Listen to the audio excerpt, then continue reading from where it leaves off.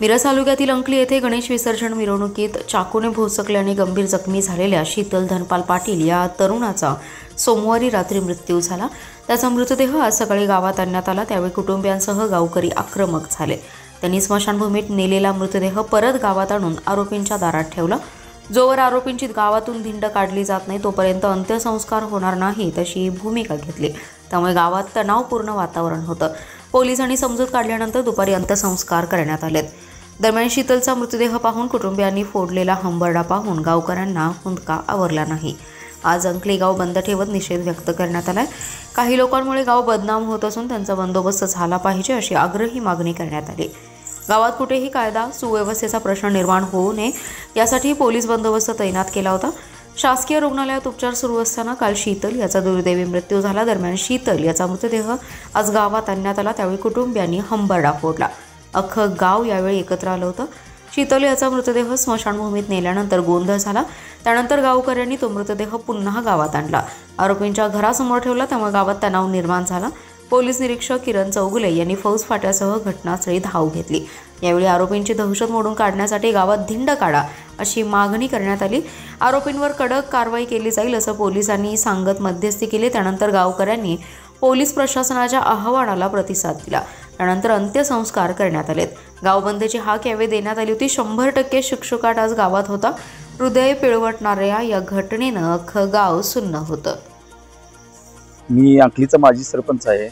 आज आमचं हे आदिसागर कर्मभूमी असलेलं अंकली गाव आहे। शांततेत आहे, सगळं आहे। परंतु आज जर बघितलं तर ह्या 10 वर्षामध्ये आमचं नाव नाही तर हिट लिस्टवर यायला लागले। फक्त एक 4-5 लोकांच्या मुळेच हिट लिस्टवर यायला लागले। ह्याच्या अगोदर जी भांडणं झाली नुसतं काय कारण नसताना भांडणं झाल्यात।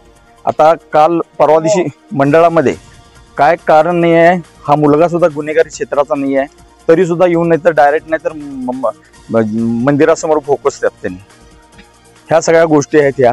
त्यामुळं आज आमच्या गावातल्या महिला भगिनी सगळ्या स्मशानभूमीमध्ये गेलेल्या सगळं बॉडी नाही तर परत येऊन नाही तर त्यांच्या घरासमोर येऊन साहेबांना बोलवून नाही तर साहेबांनी आम्हाला सगळे सांगितले की त्यांना कुठल्या पद्धतीने शिक्षा होईल हे ते।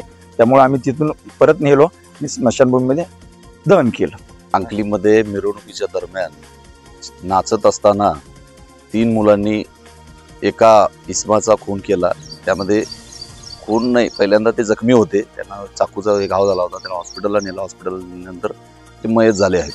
त्याच्यानंतर गावकऱ्यांमध्ये जनक्षोभ उसळला होता। त्यांचा असं म्हणणं होतं की गावातले काही बदमाश लोक चाकू तलवारी घेऊन फिरत आहेत आणि त्याबद्दल तुम्ही काहीतरी कारवाई करा, याबाबत सगळा समाज जमा झाला होता। त्यामध्ये बहुतांशी जैन समाज आहे आणि तो असं आहे की त्यांचं म्हणणं आहे की त्याच्या आरोपींवर कारवाई करा। तर आम्ही त्याप्रमाणे आरोपींना अटक केलेली आहोत आणि तपास अगदी चांगल्या प्रकारे करून आरोपींना जास्तीत शिक्षा होईल याकरिता आम्ही प्रयत्न करीत आहोत।